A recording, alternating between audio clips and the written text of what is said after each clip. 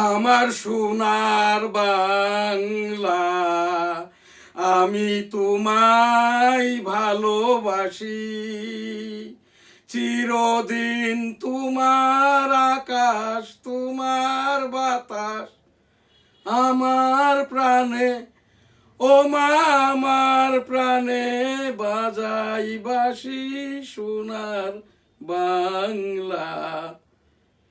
চিরদিন তোমার আকাশ, তোমার বাতাস আমার প্রাণে, ও মা আমার প্রাণে বাজাই বাঁশি সোনার বাংলা। ও মা ফাগুনে তোর আমের বনে ঘ্রাণে পাগল করে মরি হাই হাই রে। ও মা অঘ্রাণে তোর ভরা খেতে আমি কি দেখেছি মধুর হাসি সোনার বাংলা।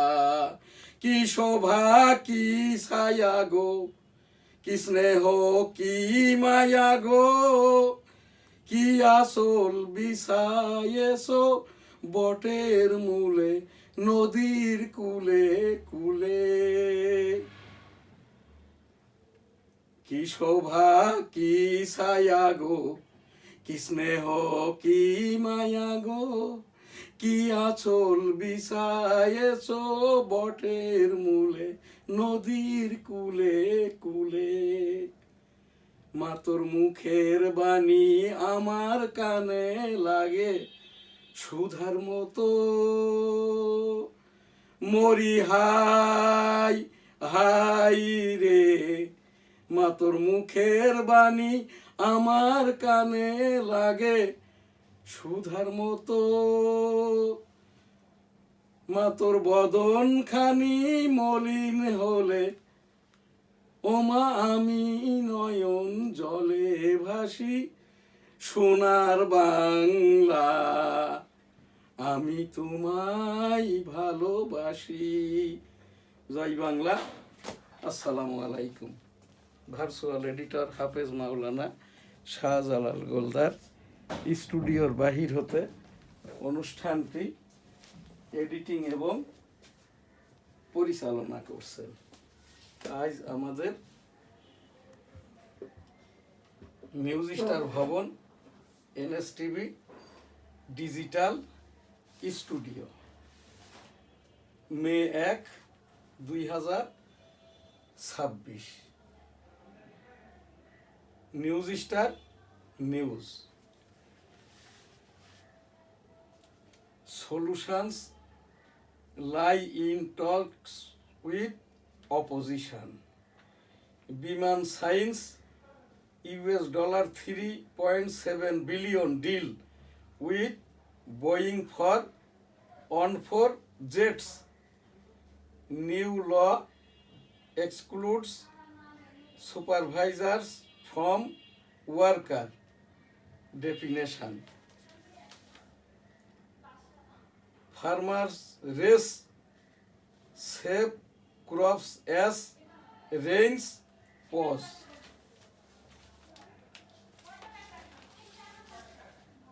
রূপপুরের শক্তি বসুন্ধরার ভিত্তি, একটি বিজ্ঞাপন ইত্তেফাকের প্রথম পাতাতেই আর কি। মাননীয় প্রধানমন্ত্রী তারেক রহমান সাহেবের সকল কথাই ভাষণ। 13তম জাতীয় সংসদের প্রথম অধিবেশনের শেষ দিন ছিল 30 মে। 13তম জাতীয় সংসদের এই যে প্রথম অধিবেশনের শেষ দিন ছিল 30 এপ্রিল 2026। আমরা এখান থেকে তারেক রহমান সাহেবের 30 মে 2026 ছিল বিএনপি সরকারের 74তম দিবস। 74তম দিবসেই মাননীয় প্রধানমন্ত্রী তারেক রহমানের ভাষণ। সংসদে আপনি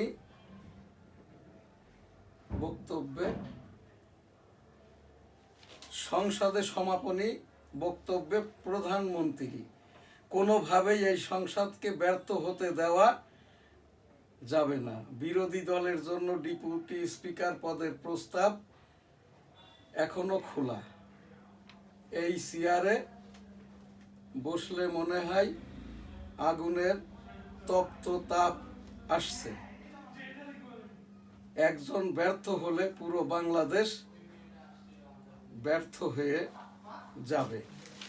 প্রধানমন্ত্রী, ভালো নেই শ্রমিকরা, মহান মে দিবস আজ। বোয়িং এর 14 উড়োজাহাজ কিনতে চুক্তি করলো বিমান, সম্ভাব্য খরচ 45,408 কোটি টাকা। এক মুঠো ধানও ঘরে তুলতে পারলাম না। 5 বছরে ইউরোপে 20 লাখ জনশক্তি রপ্তানির টার্গেট। মধ্যপ্রাচ্যের শ্রম বাজারে বিকল্প খুঁজছে সরকার। স্বল্পমেয়াদী ও শক্তিশালী হামলা চালাবে যুক্তরাষ্ট্র। দীর্ঘ যুদ্ধের প্রস্তুতি ইরানের। এনএসটিভি, নিউজ স্টার নিউজ। হজ উমরা লাব্বাইক আল্লাহুম্মা লাব্বাইক লাব্বাইক লা শারীকা লাক লাব্বাইক ইন্নাল হামদা ওয়ান নিয়ামাতা লাকাল মুলক লা শারীকা লাক। রব্বুল আলামিন পাক পরওয়ারদিগার বিশ্বের সকল মানুষকে একবার করে হজ উমরা করার তৌফিক দান করুন, আমিন। বাংলাদেশের 80,000 সহ বিশ্বের প্রায় অর্ধ কোটি মুসলমান হাজী সাহেব হাজী সাহেবানরা এখন মক্কা মদিনাতে অবস্থান করছে। আমরাও দোয়া করি, তারাও আমাদের জন্য দোয়া করবেন। রাব্বুল আলামিন আমার এই যে ছেলে মেয়ে অর্থাৎ জামাই ছেলে হজ ব্রত পালনের উদ্দেশ্যে পবিত্র মক্কা নগরীতে অবস্থান করছেন। সকল হাজী সাহেবজানদের সুস্বাস্থ্য কামনা করি। সকলেই হজ ব্রত পালন শেষে সুস্থভাবে যাতে দেশে ফিরে আসতে পারে আমাদের জন্য দোয়া করবেন, আমরাও দোয়া করি। আস্তাগফিরুল্লাহ, আমিন। বাইতুল মুকাররম এখনো খতিব নিয়োগ হয় নাই। এই যে অস্থায়ী খতিব অবৈধ হাফিজিহুল্লাহ আব্দুল মালেক হাফেজ নন, আব্দুল মালেক কারি নন, আব্দুল মালেক মুফতি নন, আব্দুল মালেক মাওলানা নন, আব্দুল মালেক সাংবাদিক নন, আব্দুল মালেক সম্পাদক নন, আব্দুল মালেক কোনো মাদ্রাসা শিক্ষা প্রতিষ্ঠানের শিক্ষকও নন। আব্দুল মালেক হাফিজিহুল্লাহ একটি মাদ্রাসার এই যে অ্যাকাউন্টস অফিসার। আর মিরপুরের একটি যে পত্রিকা বলা হচ্ছে আল কাউসার, এই পত্রিকাটার মালিক, সম্পাদক, প্রকাশক অন্য ব্যক্তি। আব্দুল মালেক মহোদয়, আপনি এখান থেকে সরে পড়েন। বাইতুল মুকাররমের উবাইদুল হক হুজুরের মতো হাফেজ কারি মুফতি মাওলানা অচিরেই নিয়াদ দেওয়া হোক। কাকরাইলের সেই বৈষম্য জুবাইয়ের হাফিজিহুল্লাহ 80 বছর বয়সে পালিয়েছে। কাকরাইলেও এখানে এই যে মুফতি, এখানটায় মুফতি মাওলানা হাফেজ কারি খতিব এবং পেশিমাম নিয়োগ প্রয়োজন। তাবলিক মার্কাজের বিশ্ব টঙ্গীর জমায়েতটা, ইসলামী জমায়েতটা এখনো হয় নাই। অচিরেই যাতে এই যে টঙ্গীর জমায়েতটা হয়, এক মুরব্বীর বয়ানে এক মুরব্বের দোয়াতে, সেইটাও আমার এখান থেকে উপস্থাপন করছি। আজ জুমাবারের ধর্মীয় অনুষ্ঠানে বিদায় হজের ভাষণ। মহানবী মুহাম্মদুর রাসূলুল্লাহ সাল্লাল্লাহু আলাইহি ওয়াসাল্লামের এই যে বিদায় হজের ভাষণে বলেছেন, তোমাদের এই যে প্রতিপালন তোমাদের লোকেরাই করবে, অর্থাৎ রাষ্ট্র পরিচালনায় এমপি, মন্ত্রী এবং অন্যান্য যারা রাজনৈতিকভাবে নির্বাচিত আর যারা সরকারি চাকরি বাকরি করেন, এদেরকে এই যে এদের নির্বাহটা করতে হবে জনগণের টাকায় সরকারের উপরে। আর সরকার পরিচালনা বা তাদের ব্যয়ভার বহন করবে রাষ্ট্রের জনগণ। রাসূল সাল্লাল্লাহু আলাইহি ওয়াসাল্লামের বিদায় হজের ভাষণে আছে। এখানটায় অবৈধভাবে এই যে জাহিদুর রহমান খলিলুর রহমান, এই খলিলুর রহমানই কিন্তু মঈনুদ্দিন ফখরুদ্দিনকে ডুবিয়েছে। তারেক রহমানকেও ডুবাইবেন আর কি। বাংলাদেশ বেছে দিয়েছে।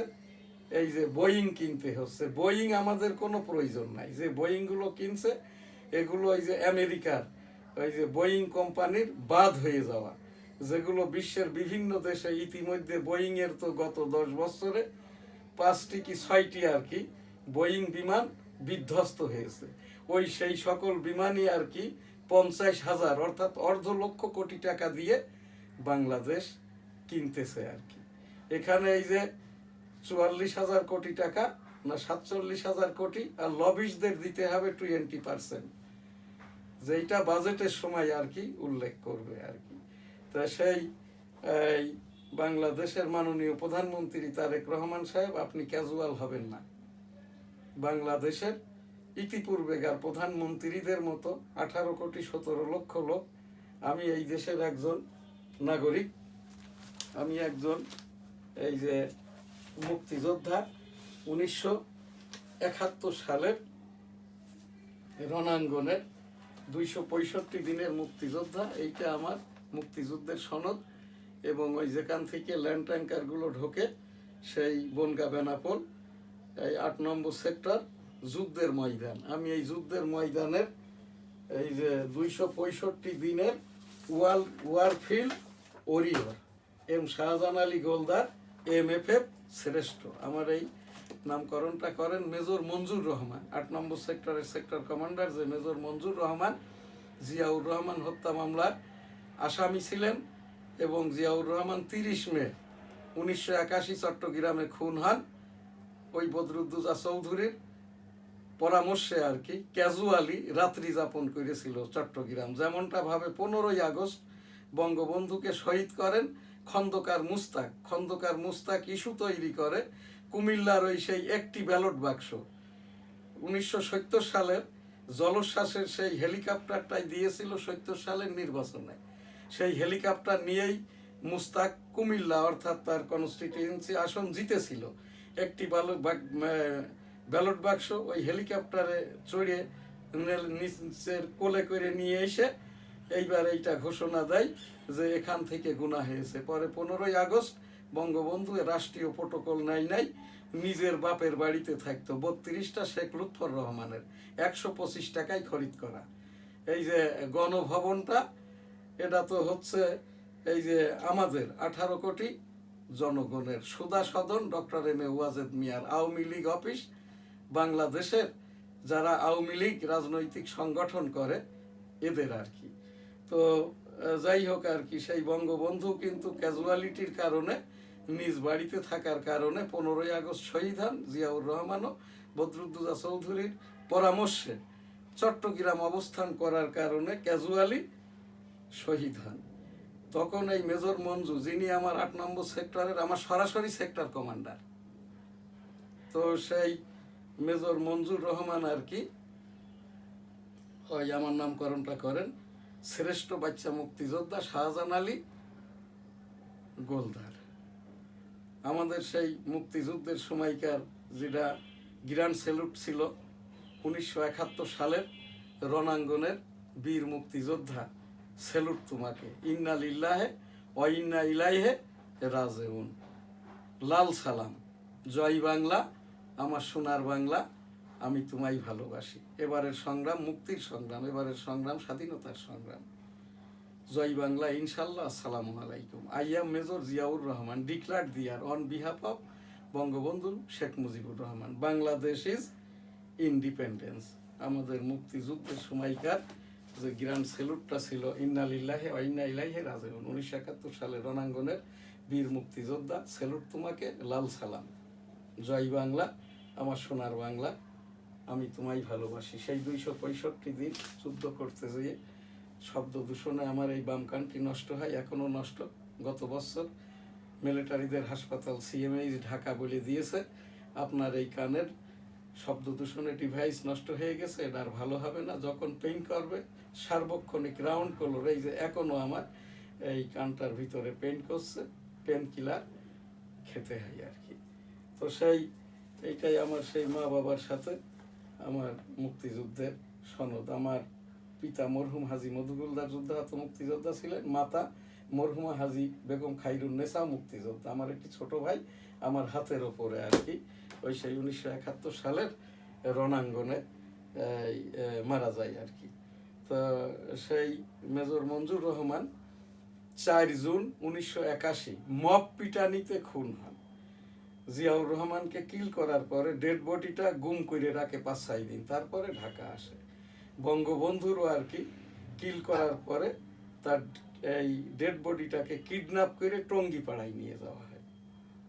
তো সেই জায়গাটাই আর কি মাননীয় প্রধানমন্ত্রী, আমি একজন মুক্তিযোদ্ধা হিসাবে, রণাঙ্গনের মুক্তিযোদ্ধা হিসাবে আমি বারবার অনুরোধ করছি, আপনি ক্যাজুয়াল হবেন না। মাননীয় প্রধানমন্ত্রী এর যে কাজটা সেই কাজটাই করবেন। আর এই খলিলুর রহমান এবং জাহিদুর রহমানের মতো যেসব মন্ত্রী উপদেষ্টা নিয়োগ দিয়েছেন, মুখ্য সচিব অথবা এই যে মাননীয় প্রধানমন্ত্রীর মুখ্য সচিবের মাধ্যম দিয়ে, প্রজ্ঞাপনের মাধ্যম দিয়ে এদেরকে বাদ করে দিন। এই সেই 1971 সালে রণাঙ্গনের সকল শহীদদের বিদেহী আত্মার শান্তি কামনা করি। রাব্বুল আলামিন সকলকে জান্নাত দান করুন। আস্তাগফিরুল্লাহ, আমিন। আজকের প্রোগ্রাম এখানেই শেষ করার আগে দিয়ে আর কি, এই যে জাতীয় সঙ্গীতটা 13তম জাতীয় সংসদের আমি 12ই ফেব্রুয়ারি নির্বাচনে কনস্টিটিউয়েন্সি ন্যাশনাল 85 যশোর 1 হতে অংশগ্রহণ করি, কিন্তু আমাকে ভোটটা করতে দেওয়া হয়নি। আমার আপিল ফাইলটা এখনো হাইকোর্টে, রিট মামলা 1370, নির্বাচন হয়ে যায় 12ই ফেব্রুয়ারি এই যে 2026। আমার আপিল শুনানির ডেটটা ছিল মার্চ 2026। কেমন রসিকতা! এই যে সানাউল্লাহ মিয়া প্রধান নির্বাচন কমিশনার আমাকে জিজ্ঞাসা করে যে আপনি বলছেন মুক্তিযোদ্ধা, আপনি স্বতন্ত্র আওয়ামী লীগ, এই জন্য আপনাকে ভোট করতে দেওয়া হবে না, উপরের নির্দেশ আছে। এছাড়াও আপনি মুক্তিযোদ্ধা, আপনার বয়স কত? আমি যখন মুক্তিযোদ্ধা করেছি, রণাঙ্গনের যোদ্ধা আমরা, 10,000-এর ভিতর 6,000 অ্যাডাল্ট, 4,000 আমরা এইরকম যাদের বয়সটা 5.5 থেকে 9, 9.5। মুক্তিযুদ্ধ যখন শেষ হয় 1972 সালের 22 ফেব্রুয়ারি ভারত হতে আমরা বাংলাদেশে আসি, তখন আমার বয়সটা 11-র কোটায় আর কি। তখন আমি এই যে সানাউল্লাহ মিয়া, এত বকে যাওয়া military officer, lieutenant colonel, retired করে স্বেচ্ছায়, কর্নেল, তারপরে ব্রিগেডিয়ার পদোন্নতি অবৈধ। এই যে MM নাসির উদ্দিন প্রধান নির্বাচন কমিশনার এখনো যে বহাল তবিয়তে, কি মজার দেশ! যে কোনো নির্বাচন করতে গেলে সুস্থ হতে হবে, পাগল হলে চলবে না। 2010 সালে স্বেচ্ছায় পাগল হিসেবে MM নাসির উদ্দিন রিটায়ার্ড করে, তখন সে উপসচিব। সেই লোকই আর কি আমাকে বললেন আপনার বয়স কত, আপনার এই যে আপনি মুক্তিযোদ্ধা নাকি? তখন আমি বলি, মুক্তিযোদ্ধাদের বয়স জিজ্ঞেস করি, শুয়োর কোথাকার, দেশদ্রোহী, রাজাকার, আল বদর, আল শামস, দেশ বিরোধী। আমি ওই পিস কমিটির চেয়ারম্যান দেখেছি, মেম্বার দেখেছি, আল বদর দেখেছি, আল শামস দেখেছি, রাজাকার দেখেছি। তো এইটা আর কি বয়স বলবো তোর বাপকে, তোর দাদাকে, তোর 14 গোষ্ঠীকে। আর এই দেশে এখনই সময় এসে গেছে আর কি, তোরা অটো নিধন হয়ে যাবে। যেহেতু ইসলামের নাম দিয়ে বৈষম্য করছিস, আল্লাহ তালাই আর কি লানত প্রদান করবেন। ইয়াজিদি মুসলমান তো তোরা বলে থাকিস, এই রাজাকাররা, এই জামাতিরা, এই শফিকরা, এই তাহেররা, এই শফিক তাহের, এই যে তাহের হচ্ছে আসামের, আর এই শফিকও আসামের, গুলাম পরোয়ার ওই যে বসিরহাট 24 পরগনা ভারতের। এদের কারোরই NID এখনো হয় নাই, কারণ এদের পূর্বপুরুষ ওই নদী সাঁতার কেটে এই দেশে এসছে। মুক্তিযুদ্ধের সময় 1971 সালে দেশ বিরোধিতা করেছে, ছাত্র জনতার সাথে মিলেমিশে। এইবার এখনো সেই আমেরিকার দালালি করছে জামাত, দেশটাকে বেচে দিয়েছে, লিজ দিয়েছে। এই খলিলুর রহমানকে কন্ডেম করেছি, আজও আবার করছি। এখান থেকে এই রকমটা করেন না। সেই 1971 সালে সকল যোদ্ধাদের বিদেহী আত্মার শান্তি কামনা করি। রব্বুল আলামিন সকলকে জান্নাত দান করুন। আস্তাগফিরুল্লাহ, আমিন। আজকের প্রোগ্রাম এখানেই শেষ করার আগে দিয়ে এই যে জাতীয় সঙ্গীত, আমার সোনার বাংলা আমি তোমায় ভালোবাসি, চিরদিন তোমার আকাশ, তোমার বাতাস আমার প্রাণে, ও মা আমার প্রাণে বাজাই বাঁশি, সোনার বাংলা। কি শোভা কি ছায়া গো, কি স্নেহ কি মায়া গো, কি আসল বিছায়েছো বটের মূলে, নদীর কূলে কূলে। আসসালামু আলাইকুম।